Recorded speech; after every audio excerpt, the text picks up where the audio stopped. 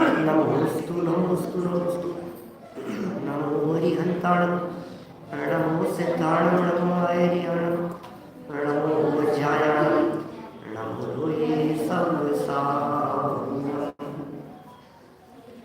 ओंकारं बिंदु संयुक्तं नित्यं ध्यायन्ति योगिनः कामदं मोक्षदं चैव ओंकाराय नमो नमः अविरत शब्दगणो प्रक्षालित सकलभूतमलसंका मुनिरुपासित तीर्था सरस्वती हरतु नो दुरिताम् अज्ञाननित्यनिरान्धानां ज्ञानाञ्जनशलाकया चक्षुरुन्मिलितं येन तस्मै श्रीगुरुवे नमः श्रीपरं गुरुवे नमः परमपराचार्य गुरुवे नमः सकलकलुषविध्वंसकं श्रेयसां परिवर्धकं धर्मसम्बन्धकं भव्यजीवमने प्रतिबोधकारकं पुण्यप्रकाशकं पापविनाशकमिदं शास्त्रं प्रकाशनां ध्येयम् अस्य मूलग्रन्थकर्तारे श्री सर्वज्ञदेवास्तरग्रन्थकर्तारे श्री देवापतिगंधर्देवो तेषां श्रवणसाधनमसाध्य आचार्य श्री कुंदकुंदामणाय आचार्य सूर्यसागरेण विरचितं श्रोतारः सावधानतया शृण्वन्तु मंगलम भगवान वीरो मंगलम गौतमोदरी मंगलम कुंद कुंदार्यो जय धर्मोस्तु मंगलम सर्वमंगल मांगल्यम सर्वकल्याणकारकम प्रधानं सर्वधर्माणां जयं जयतु शासनम् जैनं जयतु शासनम् जैनं जयतु शासनम्। संयम प्रकाश नाम का यह ग्रंथ सामने विराजमान है। आचार्य सूर्य सागर जी साहब द्वारा लिखी गई यह सुंदर रचना है और इस रचना में हम यहाँ मुनिराजों के स्वरूप की चर्चा कर रहे थे और एक प्रकार से उनके स्वरूप को बतलाने वाली आज यह चर्चा संपन्नता को प्राप्त होने वाली है। काफ़ी चर्चाएं हुई अभी तक मुनिराजों के बारे में। कल तो मुनिराजों का बायोडेटा बता दिया, परिचय बता दिया। वे मुनिराज कौन से नगर में रहते, कौन से घर में रहते, विंध्याचल नगर में। ये शब्दों के प्रयोग ज्ञानार्णव में शुभ चंद्राचार्य देव ने किए हैं।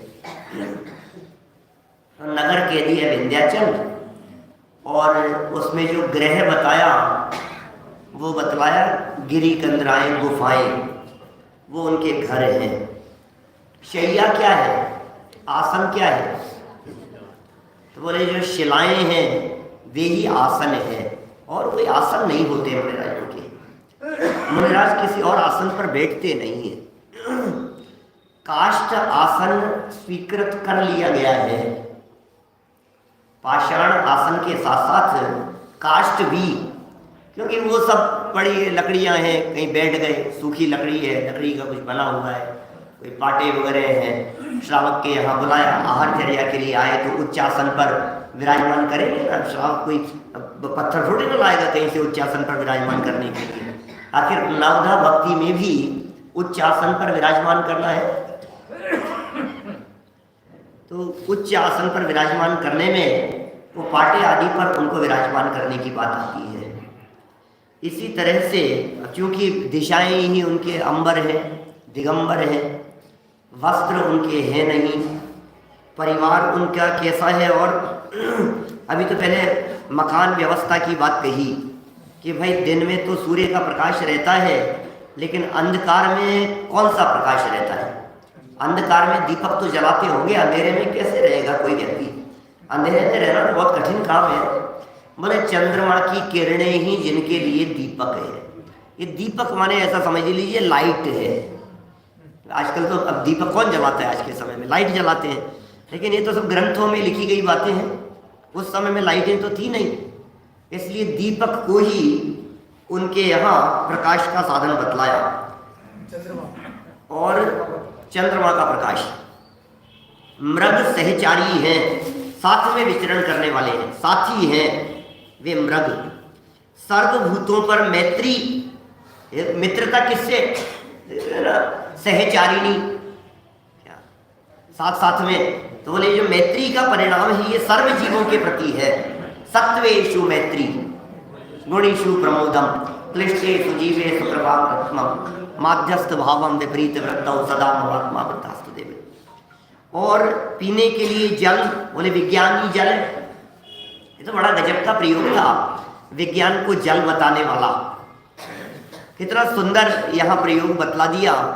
जल का सेवन करते हैं, माने जल उनके लिए ज्ञान ही है, ज्ञान रूपी जल का ही वे सेवन करते हैं और तप ही उत्तम भोजन है। ऐसे मुनिराज धन्य है जो हमें संसार रूपी कीचड़ से निकालने के लिए उपदेश देने वाले हैं। ये पैराग्राफ विस्तार से बताने के उपरांत यहाँ दो तरह की बातें कह दी। एक तो तपस्चरण में तल्लीन रहने वाले साधु दो तीन ही हैं, उंगलियों पे गिनने जितने हैं, और वो भी बात करते हैं भरत क्षेत्र की, पूरे आर्यखंड की।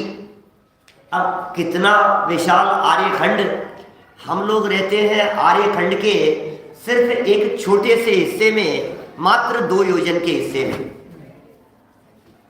आप कहो कि साहब मैं जो सामने जहां बैठा हूं बस यही है, इतनी सी दुनिया है, आप बहुत बड़ी गलतफहमी में हैं। माने भरत क्षेत्र और आर्यखंड भी बहुत विशाल है, इसलिए इसे भी बहुत छोटा नहीं समझना चाहिए। तो एक तरफ तो ये मुक्ति पथ के पथिक 2-3 ही है, और दूसरी तरफ विषय कषाई की उलझनों में रचे पचे लोग ये घर घर में फैले पसरे हैं, घर घर में डूब रहे हैं। नास्तिक लोग हैं, हमारे ही परिवार में नास्तिक मिल जाएंगे, हमारे परिवार में मिल जाएगा ये नहीं कह रहा हूं, मिल जाएंगे इसका मतलब सबकी बात कर रहा हूं। अपने परिवारों में कहीं ना कहीं नास्तिक मिल जाएंगे जिन्हें धर्म कर्म से किसी भी तरह का कुछ लेना देना नहीं होगा। कहेंगे अरे क्या करना है, सब देख रखा है, सब हो गया धर्म, अरे हमारे साथ में चलो, हम दिखाते हैं तुम्हें स्वर्ग का है, नरक देखना हो तो चलो। माने इस धरती पर ही स्वर्ग नरक दिखाने वाले लोग खूब मिल जाएंगे आपको जगह जगह, जो इस तरह की बातें करते होंगे। स्वर्ग भी यही है और नरक भी यही है, किसने देखे स्वर्ग और किसने देखे नरक, ऐसे लोग कोई और नहीं है। ये लोग सब चार्वाक दर्शन वाले लोग हैं, जिन्होंने जैन के वेश में जन्म ले लिया है, जिनकी बातें बोलने में अच्छी लग रही है, जिनकी बातें सुनने में अच्छी लग रही है। शैलेंद्र जी वैसा सुनने में अच्छी लग रही है बस बात उनकी, हाँ यार क्या है वास्तव में, किसने देखा यार, ये तो सब बातें ऐसे ही है। किसने देखे नरक, नरक में कोई ऐसे कोई वो कढ़ाई होती होगी जिसमें तलते होंगे पकौड़े की तरह, पता नहीं क्या है, क्या होता होगा, किसने देखा। तो देखना है तुम्हारे को, यहाँ दिखा दो तो देख लेंगे, बिना मरे नहीं देख सकते, बिना मरे स्वर्ग नहीं मिलता, हम क्या बताएं। तो और मर करके देख लोगे। अभी होता यही है कि पिछला भाव इसको दिखता नहीं है, पिछला भाव दिखता नहीं है, इसलिए भरोसा नहीं होता। इसलिए प्रवचन सार में तो ये कहते हैं आगम चक्षु साधु, साधु को आगम चक्षु कह करके पुकारा गया है। वे हर चीज आगम से देखते हैं और हर चीज आगम के माध्यम से दिखाते हैं। आप भी यदि अपनी नेत्रों के ऊपर आगम का चक्षु लगाएंगे तो आपको भी स्वर्ग दिखने लगेंगे। आप भी यदि अपनी आंखों के ऊपर आगम के चक्षु लगाएंगे तो आपको 7 नरक दिखने लगेंगे, 84 लाख बिल दिखाई देने लगेंगे। हाथ पे रखे आंवले की तरह आपको स्पष्ट दिखेंगे कि ये जम्बू द्वीप है और इस जगह पर ये लवण समुद्र है और इस जगह पर ईश्वाकार नाम के पर्वत है, वक्षारगिरी यहाँ है, वृक्ष यहाँ है, कर्म भूमि यहाँ बरत रही है, भोग भूमि यहाँ हो रही है। ये बातें आपको कैसे पता लगेगी? बोले आगम चक्षु से देखो तो दिखने लग जाती है। मैंने बताया ये जैसे अपन देख रहे हैं यहाँ, तो यहाँ तो भरत क्षेत्र है और इधर ऐरावत क्षेत्र है। नहीं नहीं नहीं, यहाँ नहीं पंडित जी, यहाँ है। आपने कहा देखा कितना स्पष्ट है। हमने इधर भरत क्षेत्र बतलाया है तो आपको ऐरावत क्षेत्र कहाँ दिखेगा? इधर। अब ये करेक्शन कैसे किया आपने? ये कौन से नेत्र से देखा? बोले आगम के नेत्रों से। इसका मतलब आगम चक्षु से बहुत कुछ दिखता है और हमारे मुनिराज आगम चक्षु से देखने वाले होते हैं। देखिए फिर आगे बढ़ते हैं थोड़ा सा और इन्हीं मुनिराजों की महिमा बतलाते हैं, जिन्होंने चित्त रूपी प्रचंड पक्षी को निश्चल कर दिया है। 475 नंबर पेज, बीच में सेंटर में पैराग्राफ शुरू हो रहा है। जिन्होंने चित्त रूपी पक्षी को, ये चित्त पक्षी की तरह है, टिकता नहीं है, उछल कूद करता रहता है, दौड़ता रहता है, कभी कहां और कभी कहां। तो क्या करें इसे बांध दो, उसे निश्चल कर दिया है, स्थिर कर दिया है, चलायमान नहीं होता उनका उपयोग। अब उनके उपयोग को भटकाने वाला कोई नहीं है। ऐसा है मुनिराजों का स्वरूप, कहां भटके भाई साहब। जगत में विचित्रताएं देख करके मोही जीव विचलित हो जाया करते हैं। जगत की विचित्रताएं मोहियों को विचलित करने में समर्थ होती है, चित्त विभ्रम करने में समर्थ होती है, लेकिन जिनका मोह टूट गया है उन्हें कौन विचलित करे, उन्हें कुछ नया दिखता ही नहीं। अरे बड़े गजब के शब्द दिए हैं आगे, तो एक एक गजब गजब की उपमाएं दी है। पंचेंद्रिय रूपी वन को जिन्होंने जला दिया है, इंद्रिय रूपी वन को जला दिया है। इंद्रियों के लिए वन शब्द का प्रयोग किया। शास्त्रों में तो बहुत स्थानों पर संसार के लिए वन शब्द का प्रयोग मिलता है।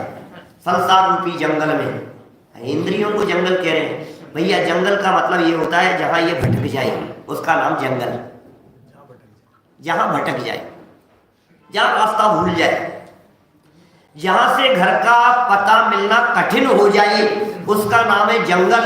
ये पांचों इंद्रियों के विषय इस जीव को जंगल की तरह फंसा देने वाले हैं, उलझा देने वाले हैं। और जिन्होंने पंचेंद्रिय विषय रूपी वन को जीत लिया है वे हमारे महामुनिराज हैं। पंचेंद्रिय रूपी वन को जला दिया है और ध्यान से समस्त पापों का नाश कर दिया है। ध्यान रूपी अग्नि में समस्त पाप जिनके नष्ट हो गए हैं, विद्या रूप समुद्र के पारगामी है। तो मानो विद्या उनसे जन्म लेती है, शिक्षा उनसे जन्म लेती है, सिद्धांत उनकी लेखनी से प्रस्फुटित होते हैं। ये कैसे साधु है? वे साधु जब विचरण करते हैं, जब उनकी लेखनी चलती है तो अपने आप ही विद्या प्रस्फुटित होती है। जब उनकी लेखनी चलती है तो जगत के जीवों के लिए शिक्षा स्वयमेव मिल जाती है, साहित्य सृजन होता है। तो विद्याओं के पारगामी होते हैं वे तो, अनेक प्रकार की विद्याओं के, न केवल विद्या रूपी समुद्र के पारगामी है। क्रीड़ा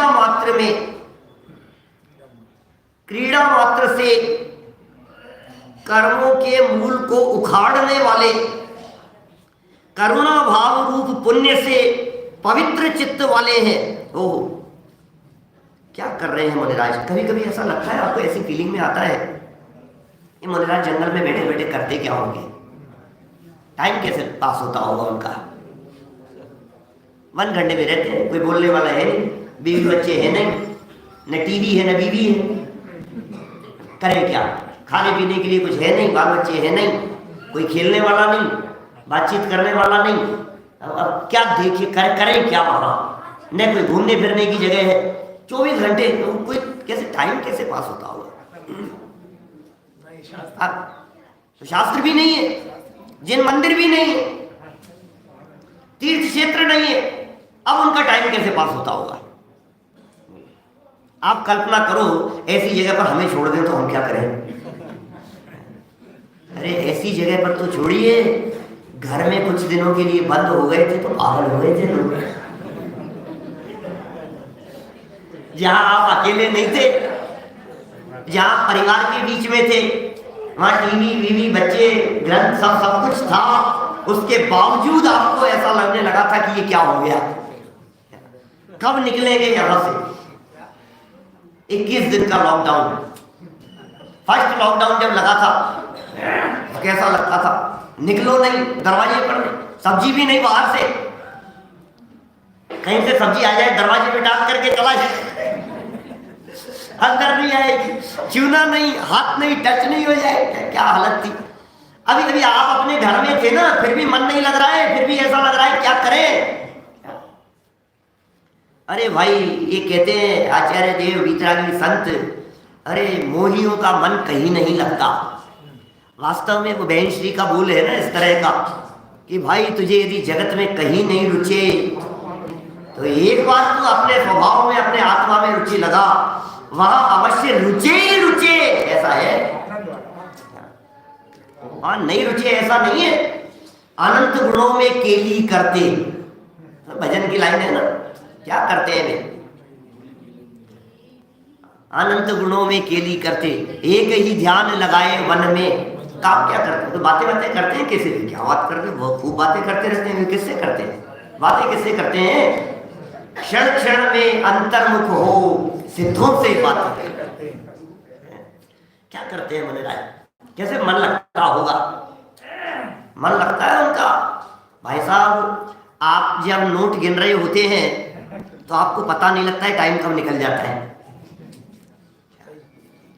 जब आप अपनी वैभव संपदा को देख रहे होते हैं तो आपको पता नहीं लगता है समय कब निकल जाता है।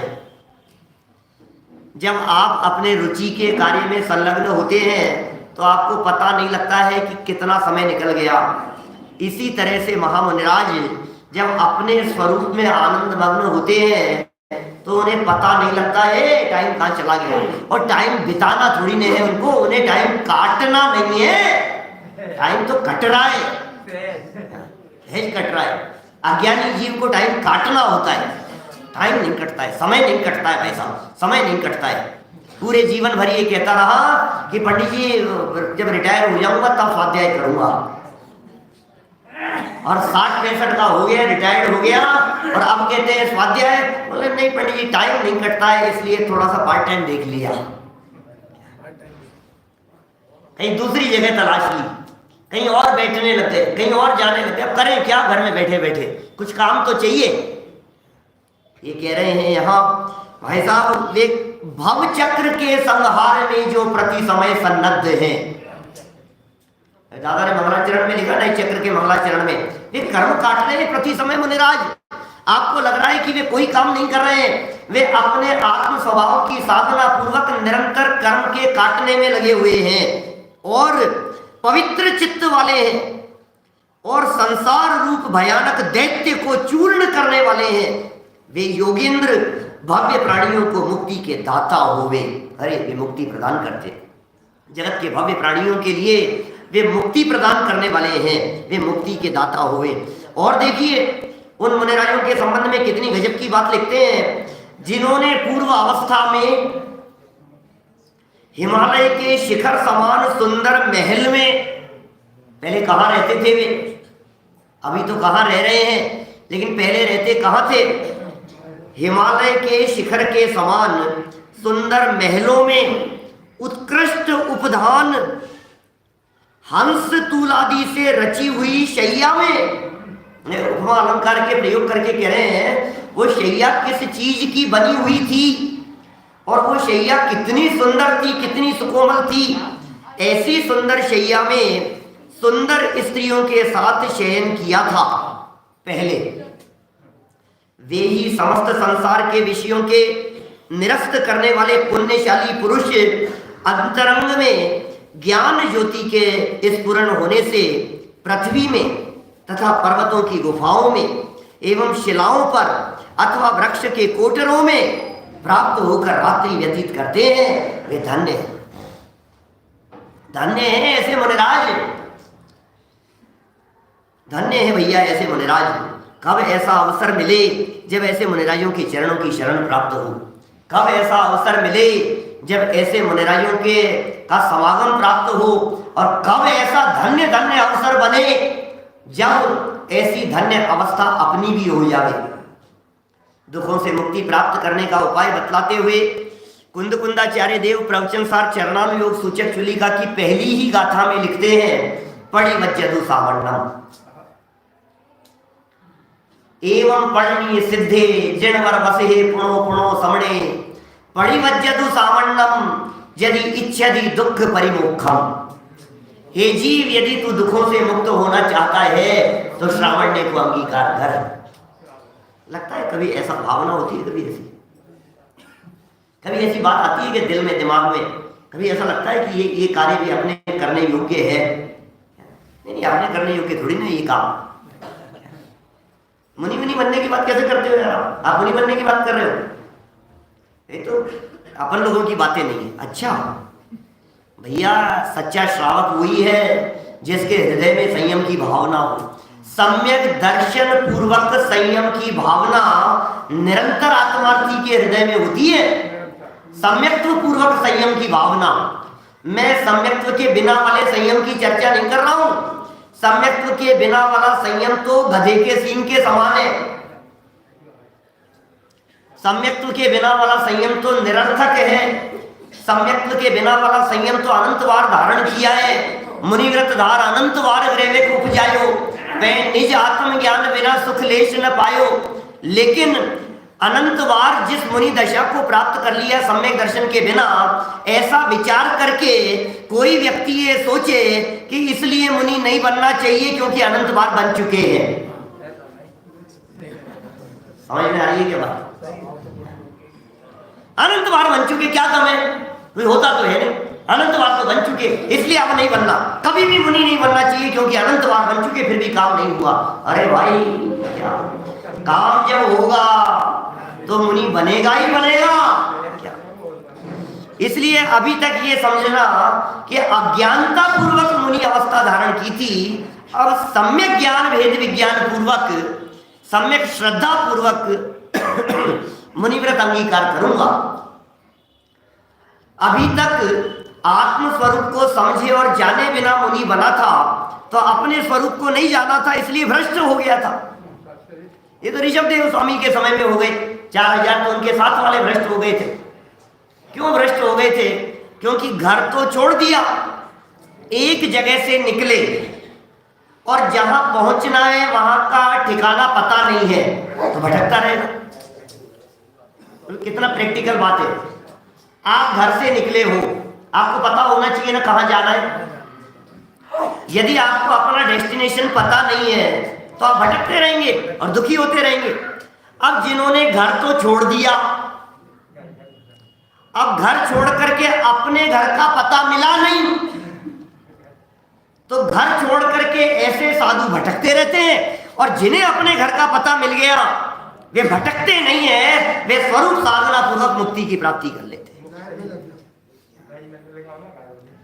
इसलिए पता होना चाहिए घर छोड़ करके जाना कहाँ है। और इसलिए भैया असली बात तो ये है कि मुनिराज घर छोड़ते ही नहीं है।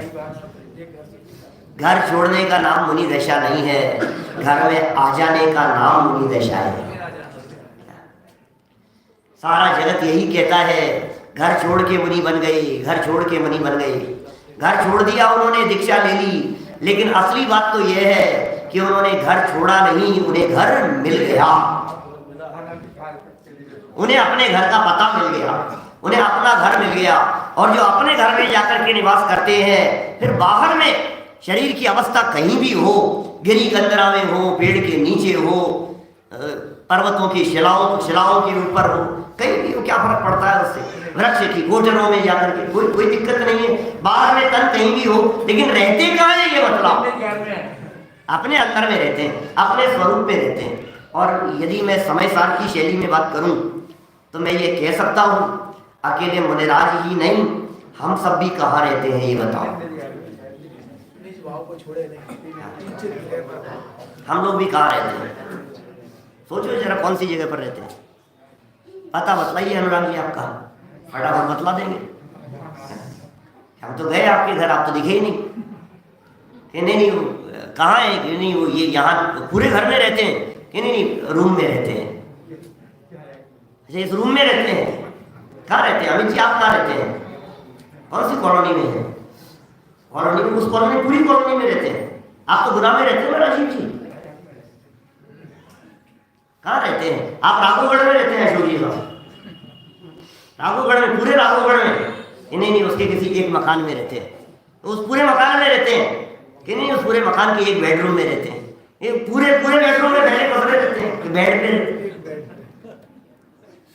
और वो भी यदि डबल लगा हुआ हो तो सिंगल में, इस वाले पर रहता है। इसमें रहते हैं। हमने देखा, वहां तो दिखे ही नहीं। क्या जवाब है आपके पास में? कि नहीं हम तो शरीर में रहते हैं। भाई ऐसा पता बताओ ना जहां आप मिलो, पता तो ऐसा होना चाहिए ना, आप जहां रहते हो वो पक्का पता होना चाहिए कि नहीं कि 100% जब वहां जाकर के तलाशा जाए तो आप मिलो, वो आपका पता है। तो कहाँ रहते हैं? बोले हम तो अपने शरीर में रहते हैं। इस शरीर में भी देखा, अंदर में पोल नजर आती है, खाली खाली दिखाई देता है। कान के छेद दिख रहे हैं, नाक के छेद दिख रहे हैं, हवा भरी है अंदर।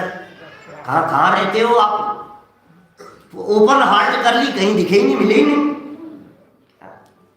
सर्जन थे वो पूरा पूरा देखा मैंने, पढ़ लीजिए आपको, आपके अंदर में कोई आत्मा आत्मा नहीं दिखी मैंने, पूरा चीर फाड़ करके देख लिया मैंने, पूरा ऊपर से नीचे तक ऐसा पूरा खोल दिया था कि हमने पूछा कि तुम्हें मेरी आत्मा दिखी क्या? मुझे कहीं नहीं दिखी।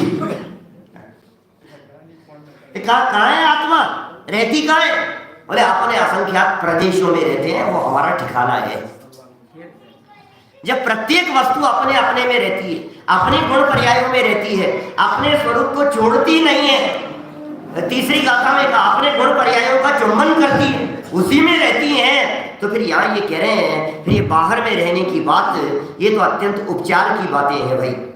देखिए वे संसार के विषय के निरस्त करने वाले पुण्यशाली पुरुष अंतरंग में ज्ञान ज्योति के स्फुराए होने से पृथ्वी में तथा पर्वतों की गुफाओं में, शिलाओं में अथवा वृक्ष के कोटरों में प्राप्त होकर रात्रि व्यतीत करते हैं, वे धन्य हैं। धन्य मुनिराज हमारे हैं, ये धन्य है ऐसे मुनिराज जो हमें प्राणों से प्यारे हैं। और भी कहा है, देखिए इसी के संदर्भ में और कहते हैं, ज्ञानार्णव पंचम सर्ग का 27 नंबर का यह है श्लोक प्रस्तुत किया है। आत्मनयात्म प्रचारे कृत सकल वैर्य संग संन्यास वीर्या दंत ज्योतिर प्रकाशा दिलयगत महा मोहनी द्रातिरेक निर्णीते स्वस्वरूपे स्फुरति जगदिदं यस्य शून्यं जडं वा तस्य श्रीबोधवार्धे दिशतु तव शिवं पादकं केरुह श्रीः। जिसकी आत्मा में अपना प्रवर्तन है, पर द्रव्य में नहीं है। मुनिराज का स्वरूप बतला रहे कैसे होते हैं मुनिराज। जिनका अपने में प्रवर्तन है, पर द्रव्य में नहीं है, और बाह्य परिग्रह त्याग से तथा अंतरंग विज्ञान ज्योति के प्रकाश से जिसके महामोह रूप निद्रा का उत्कर्ष नष्ट हो गया है हो, और जिसको स्वरूप का निश्चय होने से यह जगत शून्यवत व जड़वत प्रतिभासता है, ऐसे ज्ञान समुद्र मुनि के चरण कमल की लक्ष्मी तुमको मोक्ष पद प्रदान करे। एक बड़ी सुंदर लाइन इन्होंने कह दी है, फास्ट पढ़ लिया मैंने। जिनको स्वरूप का निश्चय होने से, जरा गौर कीजिएगा, शुभ चंद्राचार्य द्वारा लिखी गई पंक्ति है, जिनको स्वरूप का निश्चय होने से यह जगत शून्यवत या जड़वत प्रतिभासता है। सारा जगत जिन्हें जड़वत दिखाई देता है। आप सोचिए, उन्हें गार्डन दिख रहे हो, कहीं गुजर रहे हो, पेड़ पौधे लगे हुए हैं और सुंदर वातावरण दिखाई दे रहा है, तो सुंदर वातावरण को देख करके उन्हें क्या लगता होगा? बोले जड़ है, और क्या है? जड़ेश्वर है। सोचिए जरा, हमें जो फूल दिखाई दे रहा है वो उन्हें जड़ दिख रहा है, हमें जो कांटे दिखाई दे रहे हैं वो उन्हें जड़ दिखाई दे रहे हैं। बोले फूल और कांटे दोनों जिनको एक जैसे दिखाई देते हैं, शेरडाला की छठी डाल की वे पंक्तियां, हरि मित्र महल मसान कंचन कांच निंदन तुतिकरण हर घाव तारण असि प्रहारण में सदा समता धरण। बातें कितनी सरल लगती है, सुनी हुई है, सबके कंठ में बसी हुई है, लेकिन इसका मतलब क्या है? इसका मतलब क्या है?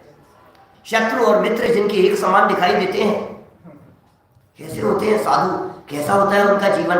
शत्रु और मित्र दोनों एक समान दिखाई देते हैं। ये मुनिराजों की कैसी वृत्ति है, उपसर्ग करने वाला और उपसर्ग दूर करने वाला हमें दोनों एक जैसे दिखाई दे रहे हैं। ये क्या हो गया है आपकी आंखों को, ये कैसा देखने का नजरिया है आपका, आप कौन से चश्मे से देख रहे हो कि आपको दोनों एक समान दिखाई दे रहे हैं।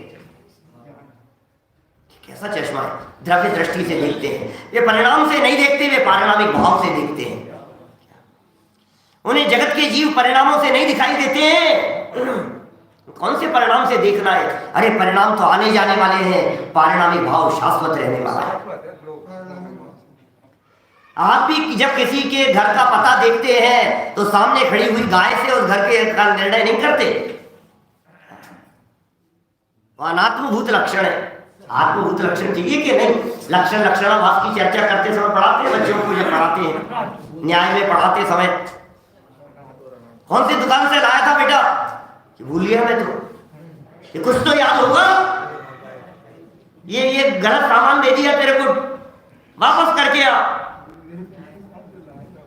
तो ध्यान नहीं है कौन सी दुकान से लेकर के आया था, कि नाम क्या था कि पता नहीं, कि कौन व्यक्ति था उसे पहचानता है कि पता नहीं, कुछ तो याद होगा, कि इतना याद है कि सामने गाय बैठी थी।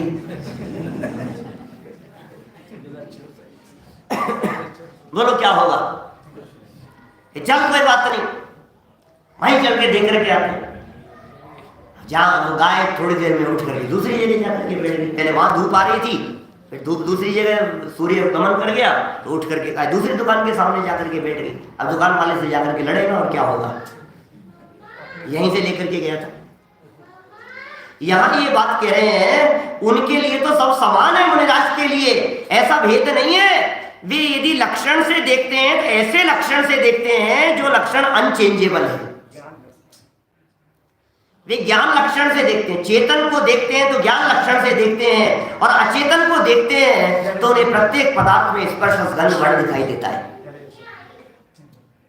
वे यदि रसगुल्ले गुलाब जामुन भी यदि देखते हैं तो आकर्षित करने वाले नहीं दिखाई देते। गुरुदेव का एक वाक्य सुना था अभी कुछ दिन पहले प्रवचन में, गुरुदेव ने इतना सुंदर वाक्य कहा।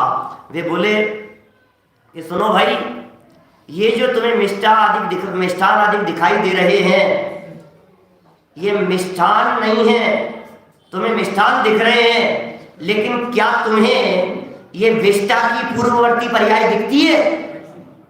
क्या बोले? ये मिष्ठान, ये जो रसगुल्ले गुलाब जामुन है, गुरुदेव भी निकाल सकते हैं ऐसी बातें। ये जो तुम्हें मिष्ठान दिखाई दे रहे हैं, ये बादाम का हलवा तुम्हें दिखाई दे रहा है, ये बादाम का हलवा ये रात भर में ये विष्टा रूप परिणमन करने वाला है। किसकी तरफ आकर्षित होते हो तुम? ये पुद्गल परमाणु कब कौन से रूप बदल जाए, ये परिवर्तन होता रहता है। इसलिए इन पुद्गलों को देख करके आकर्षित होने की जरूरत नहीं है, पुद्गल को पुद्गल मात्र देखो। ये सुंदर दिखाई देने वाला चेहरा, इसकी चमक न मालूम कब फीकी पड़ जाए। ये अच्छा सुंदर दिखाई देने वाला पता नहीं कब बदल जाए, कब बदसूरती सुंदरता में बदल जाए और कब सुंदरता बदसूरती में बदल जाए, कब मित्र शत्रु हो जाए और कब शत्रु मित्र हो जाए। अरे ये शत्रुता और मित्रता आने जाने वाली चीजें हैं। शत्रुता और मित्रता के बीच में रहने वाला जो पारिणामिक भाव है वो देखने योग्य है। जब हम किसी को शत्रु देखते हैं तो द्वेष भाव उत्पन्न होता है, जब किसी को मित्र देखते हैं तो राग भाव उत्पन्न होता है। जब हम शत्रुता और मित्रता से ऊपर उठ करके पारिणामिक भाव से देखते हैं तो न हृदय में राग उत्पन्न होता है न द्वेष उत्पन्न होता है। हमारे महामुनिराज वितराग भाव रूप से रहते कैसे हैं? आखिर क्या बात क्या है? ये कैसे वितराग भाव रूप से रह रहे हैं? कुछ तो बात होगी। आर्य मित्र, शत्रु और मित्र, कंचन कांच बराबर जिनके, कैसे आर्य मित्र, शत्रु और मित्र, महल और मसान, महल में चले जाए तो आकर्षण नहीं दिखाई देता है, शमशान में जाकर के बैठे हुए हो तो द्वेष बुद्धि नहीं होती। कंचन कांच, सोना हो चाहे कांच के टुकड़े हो, और निंदन स्तुतिकरण, निंदा करने वाले और स्तुति करने वाले, ऐसा कैसे हो सकता है? ये कैसे हो सकता है भाई साहब कि निंदा करने वाले और स्तुति करने वालों में कोई फर्क ही नहीं दिखाई दे रहा है? इसके आगे पावर किस चीज का है? ये कौन सी ताकत है? एक व्यक्ति गालियां दे रहा है, अपशब्द कह रहा है, कुछ भी कह रहा है, अब इन्हें कोई फर्क नहीं पड़ रहा है। ये करते क्या है? ये एक शब्द यहां दिया, स्वरूप का निश्चय होने से। ये शब्द दिए, जिसको अपने स्वरूप का निश्चय होने से ये सारा जगत शून्यवत दिखाई देता है, जड़वत प्रतिभासता है। सारा जगत जड़वत प्रतिभासता है। इसका मतलब क्या है? बोले दूसरे की चेतना भी हमें जड़ दिखाई दे रही है। अजीव तत्व जिसे कहते हैं मन, ये तो चेतन है, ये तो जीव दिखाई दे रहे हैं। नहीं, सब जड़ है। उनकी चेतना मेरे किस काम की?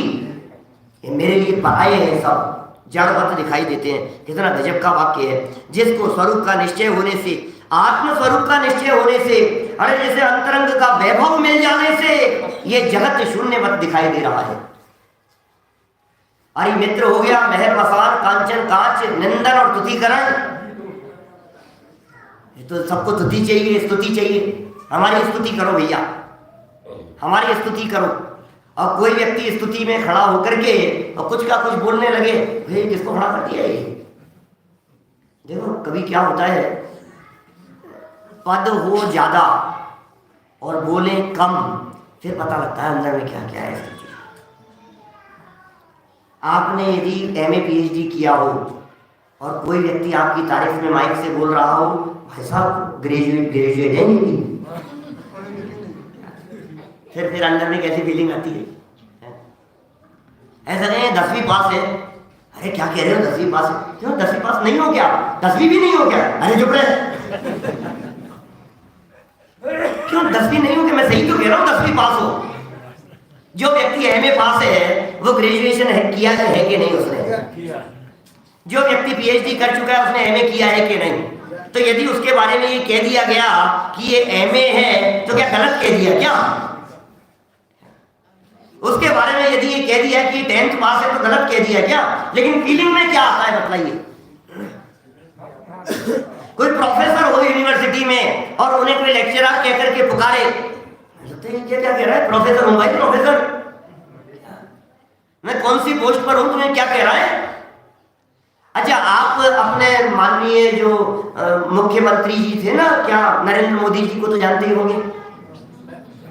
मुख्यमंत्री जी नरेंद्र मोदी जी, गुजरात के मुख्यमंत्री जी, नहीं जानते? अरे क्या बात कर रहे हो आप? क्यों अभी उनको कोई मुख्यमंत्री जी कहे तो आप लोगों को भी कैसा लग रहा है? प्रधानमंत्री को ऐसे ही ये कहना चाह रहे हैं, भाई ये मुनिराज है, मुनिराज।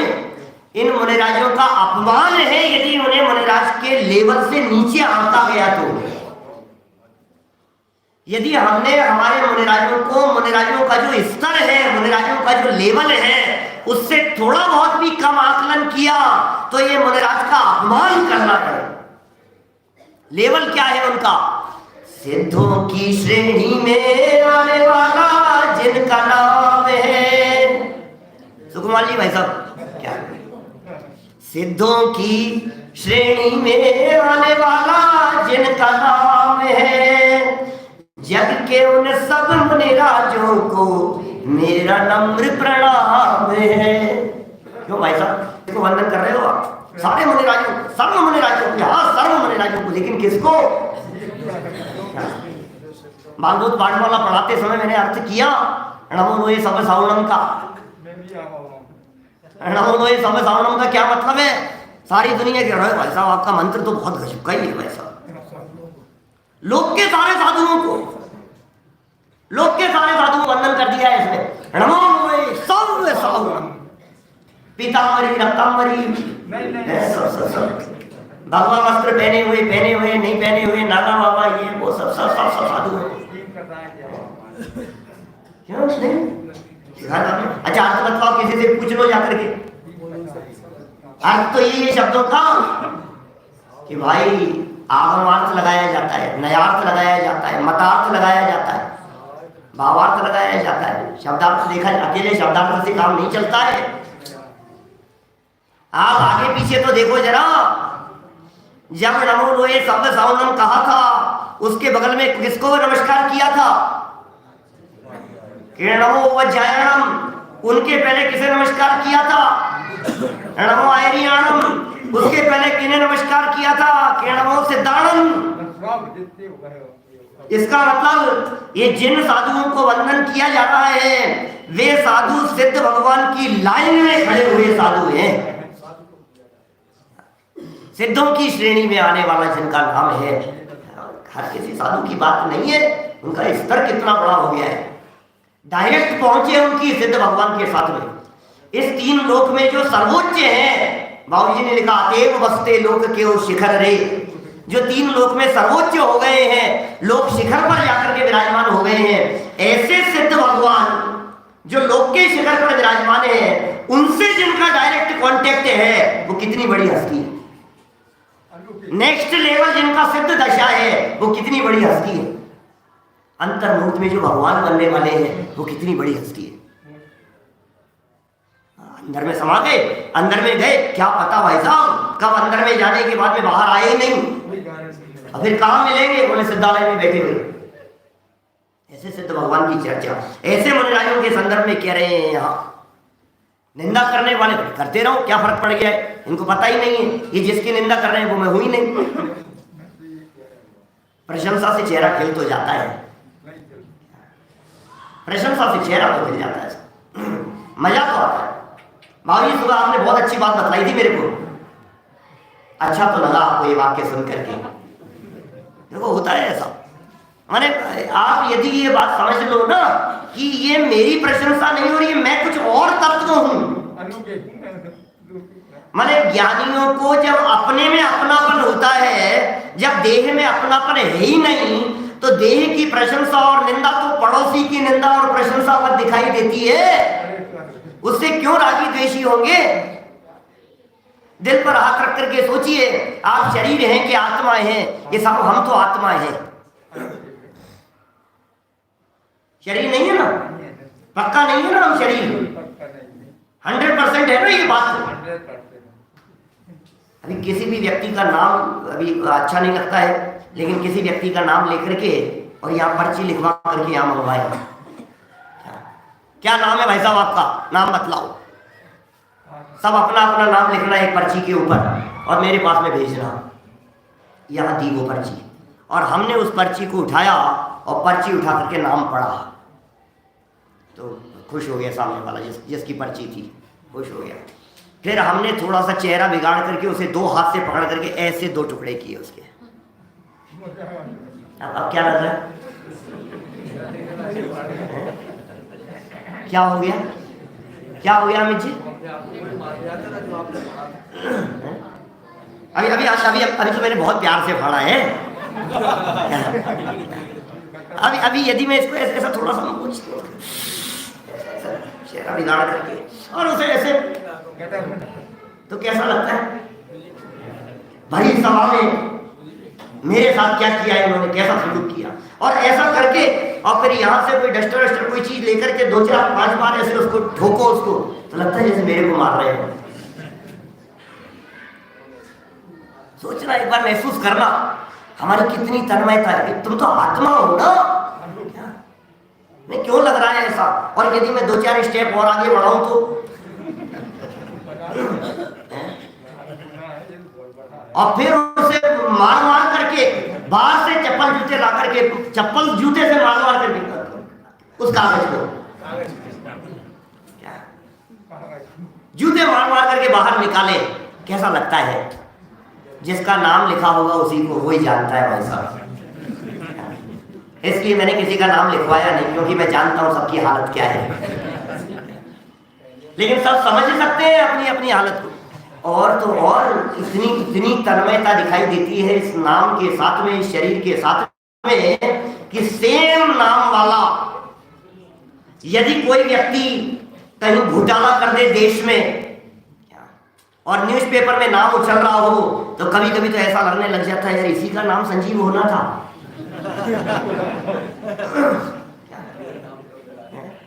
और उससे तुम्हारा कुछ लेना देना ही नहीं है, उससे दूर दूर तक कोई रिलेशन नहीं है, उसके बावजूद भी फीलिंग में क्या आने लग जाता है, और कदाचित सरनेम भी मिल जाए तब तो क्या कहें वो लोग। एक नाम और एक सरनेम वाले लोग भी तो दुनिया भर में बहुत सारे हैं या नहीं है? मेरे तो यहाँ भी सामने बैठे हुए ही मैंने एक नाम के 4 लोग और सरनेम भी सेम, ऐसे लोग हैं बहुत सारे, वही नाम और वही सरनेम। अभी अशोक पाटनी यदि मैं कहूं ना तो 3 अशोक पाटनी सुन रहे हैं यहाँ पे। 4 को मैं जानता हूं, 3 सुन रहे हैं उनमें से। एक अशोक जी पाटनी सिंगापुर वाले हैं, एक अशोक पाटनी इंदौर वाले हैं, रामचंद्र नगर वाले, और एक अशोक पाटनी हमारे जयपुर के हैं, और एक अशोक पाटनी आर के मारवाड़ वाले हैं। चारों का नाम अशोक पाटनी है। बोलो, नाम भी वही और सरनेम भी वही। अब ये कैसा लगता है? महान ऐसा लगता है। सेम नाम यदि मिल जाए तब तो अनर्थ ही हो गया भाई साहब, मेरे ही साथ ऐसा क्यों हो गया? और यदि उसका कोई सेम नाम वाला कोई अच्छा काम कर रहा हो तो फिर ऐसी फीलिंग में आने लग जाता है जैसे मेरी प्रशंसा हो रही। इतना तन्मय है कि आपके बच्चे का नाम यदि गायक है और शास्त्र पढ़ते पढ़ते कहीं गायक आ गया, ऐसा लगता है मेरा नाम है, मेरा नाम है। नहीं लगता है ऐसा? अरे भाई, जैसी तन्मयता इस नाम के साथ में दिखाई दे रही है, जब आत्मा शब्द सुनते हैं तब क्यों नहीं ऐसी फीलिंग आती है कि मेरी चर्चा हो रही है? जब आत्मा की चर्चा चलती है तो कोई अलर्ट नहीं होता कि हाँ ऐसा बोलो। और अमित जी कहते एकदम संकेत कहते एकदम खड़े हो जाते हैं, उपयोग जागृत हो जाता है। ऐसा कैसे होता है? ये सारा तन्मयता का काम है। और यहाँ ये कह रहे हैं इनको तो जगत शून्य पर दिखाई देता है भैया। निंदा और प्रशंसा करने वाले सब एक जैसे दिखाई देते हैं मुनिराजों को, तो दोनों ही एक समान है। निंदक तुतिकरण और अर्घावतारण और असी प्रहारण में सदा समता धरण। अर्घ भी उन्हें कैसा दिखाई दे रहा है? बोले जड़ है, जड़वत दिखता है। और असी प्रहारण कैसा दिखाई दे रहा है? बोले जड़वत दिखाई दे रहा है। ये इस तन को विदारण करके ऐसा समझ रहा है कि मुझे मार दिया, और इसे पता ही नहीं है कि मैं तो चैतन्य प्राणों से जीता हूं। इसे मालूम ही नहीं। ये समझ रहा है कि मुझे मार देगा, ये मुझे मार ही नहीं सकता है। ये मुनिराज कैसे जीते हैं? मुनिराज के पास में क्या पावर है? ये मुनिराज ऐसे निश्चिंत कैसे रहते हैं? ये ज्ञानी निर्भय कैसे रहते हैं? ये ज्ञानी निशंक कैसे रहते हैं? कल प्रातःकाल करेंगे चर्चा। निर्जराधिकार के अंतिम कलशों की चर्चा, अंतिम गाथाओं की चर्चा, ज्ञानी की निशंकता के संदर्भ में सुबह करेंगे चर्चा। स्वरूप में निश्चय होने से सारा जगत शून्य, कुछ नहीं है हमारे लिए, है ही नहीं, दिखता ही नहीं, जगत ही नहीं दिखाई दे रहा है उनको। हर पदार्थ में परमाणु दिखाई दे रहा है। रोड पर से निकल रहे हैं और कहीं रोड पर बुचड़ खानों के बीच में से निकलने लगे तो आपको कैसा लगता है? अरे यार कहाँ से निकल गए आज, तो शाम का खाना नहीं खाया जा रहा है, कौन से रास्ते से ले आए आज? ऐसे ठेलों के ऊपर ऐसे लटके हुए दिखाई दे रहे। यहाँ कभी है क्या कहीं गुना में, जयपुर में है कहीं कोई इस तरह के ऐसे मुस्लिम एरिया में कहीं ऐसे चले जाओ, ऐसे कहीं तो ऐसा लगता है ये कहाँ आ गई, और ऐसे कट कट कट करते हुए दिखते हैं, वहाँ से लगाते हैं, बोलते हुए ऐसा लग रहा है इसमें तो क्या क्या कह रहे हैं। ऐसा लगता है शाम को खाना नहीं खाया जाता, क्या देख लिया अपन ने। सुनो भाई, तुम जब सर्वज्ञ बन जाओगे तब क्या क्या देखोगे बताओ? फिर कैसे नाक मुंह बंद करोगे, क्या क्या देखना बंद हो जाएगा। जो जगत के पदार्थों को अप्रभावित रह करके देखते हैं वे ज्ञानी बन जाते हैं। ज्ञानी होने की विधि है, ज्ञानी होने की कला ये है, जगत के पदार्थ दिखे और दिख करके भी अप्रभावित रहे उससे, वो ज्ञानी हो जाते हैं। वही बात है, क्या हो गया उसमें? अनंत बार ये काम हमने भी किए हैं, इनमें क्या हो गया? क्या क्या ऐसे काम है जो हमने अनंत बार आज तक नहीं किए हैं? सारे पाप किए हैं, अच्छा से अच्छा पुण्य परिणाम किया और खोटा से खोटा पाप परिणाम किया। क्या बच गया वैसा पंच परावर्तनों में आज तक? सब कुछ तो कर लिया है, सिर्फ एक गायक के दर्शन नहीं हुए, सिर्फ एक आत्म स्वभाव की साधना नहीं हुई, सिर्फ यदि नहीं देखा तो अपने आप को नहीं देखा। बाकी तो जगत में ऐसा कुछ है नहीं जो देखना बाकी बच गया हो। भवन में जी भर घूम चुका, कण कण को जी भर भर देखा। चले कहाँ चलना है? वो किले पर चले, कौन सी जगह चल रहे हैं, पेरिस चले ऐसा? एक बनाओ कुछ ऐसी योजना कि सब घूमने का घूमना हो जाए और प्रवचन की प्रवचन हो जाए, ऐसा ऐसा करो। कितना अच्छा लगता है। हवा में देखा नहीं देखा, ताजमहल देखा नहीं देखा, तो देखने का मन क्या गजब रचना बनाई है। आईफिल टावर देखा है, कोहिनूर देखा, ऐसा लगता है देखने लायक है। ये क्या बात कह रहे हैं भाई साहब, सब देख लिया, अभी तो कहा साहब, आप कह रहे हो नहीं देखा नहीं देखा कह रहे हो, और अभी ये कहा आपने, अभी आपने लाइन दोहराई थी मेरे साथ साथ में, भवन में जी भर घूम चुका, कण कण को जी भर भर नहीं देखा, नहीं देखा। आप तो कह रहे हो आपने नहीं देखा, अब क्या देखना बाकी रह गया है? यहाँ चले जाओ। अच्छा कोई बात तो नहीं, आप ऐसी जगहों के बारे में नहीं कह रहे हैं, चलो शिखर जी चले, यहाँ तो रचना बना दी। चलो ऊपर, ऊपर देखा कि पंडित जी आपने, आपने यहाँ देखा कि नहीं पंचपहाड़ी? हमारे सब साथियों को कहना चाहता हूँ, गुना आओ तो जरूर देखना, यहाँ देखने लायक रचना बनाई है। यहाँ वीतराग विज्ञान भवन में पंचतीर्थ की रचना, अद्भुत रचना बनाई है ऊपर, वस्त्रापुर जैसी। जिन्होंने वस्त्रापुर भी नहीं देखा हो और जिन्होंने यहाँ भी नहीं देखा हो, उनको तो एक बार देखने लायक है। हाँ पंडित जी जरूर देखेंगे। अरे आत्मा को देखो, सब देखेंगे। क्या क्या देखेंगे, क्या क्या क्या देखेंगे। इस दुनिया में ऐसा कुछ नहीं है भाई, जी भर करके देख चुका है। और मैं अभी तो समय हो गया है अपना, लेकिन यदि मैं इसका विस्तार करने लगूं जी भर के देखने का, तो जी भर के देखने का अर्थ कुछ और ही होता है। जी भर के ऐसे ऐसे जी भर के देख लिया आपने, कण कण को, वो भी आपने आपने ये जो अलमारी है पीछे, इस अलमारी के उस कॉर्नर को जी भर के देखा है भाई साहब? आप कह रहे हो कण कण को जी भर के देखा, ऐसे कैसे देखेंगे आप? मैं यदि आपसे ये बात कहूं, आपका जन्म कहाँ हुआ भाई साहब? गुना में, गुना में जन्म हुआ है आपका। और मैं यदि गलती से ये पूछ लूं आपसे, आपने गुना देखा है क्या? मुझे पता नहीं था कि आप गुना के रहने वाले हैं, गुना में आपका जन्म हुआ है, और आपसे ये कह दूं कि आपने गुना देखा है, तो आप क्या कहेंगे? देखने की बात कर रहे, मेरा जन्म हुआ है, मैं तो वहीं पला बड़ा हुआ, देखना क्या बाकी रह गया? गली गली देखी हुई है, हर हर एरिया जानते हैं हम, वहीं तो जन्म हुआ है हमारा। इसका मतलब अपनी जन्म स्थली जहां होती है, उस जगह को ये जीव जी भर के देखता है, वो परिचित होती है जगह। जब कण कण को तीन लोक में जी भर करके देखने की बात बाबू जी कह रहे हैं, इसका अर्थ ये कि तीन लोक में कोई प्रदेश ऐसा नहीं है जिस प्रदेश पर मैंने जन्म धारण नहीं किया।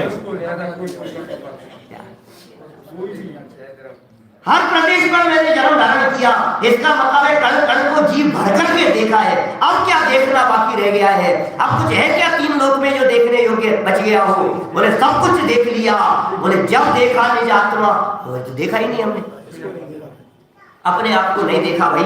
तो उसे देख लेने वाले ऐसे जो महामुनिराज हैं, उन महामुनिराज कैसे ज्ञान समुद्र मुनि के चरण कमल की लक्ष्मी मुझको भी मोक्ष पद प्रदान करे, इसी भावना से मैं बात को यहीं विराम देता हूँ। आगे भी बहुत सुंदर बात कही है, कल कर लेंगे। हम तो क्या है, हम कहाँ जाने वाले हैं? नहीं, यहाँ से तो जाऊंगा, यहाँ से तो जाऊंगा, लेकिन विषय छोड़ करके नहीं जाऊंगा।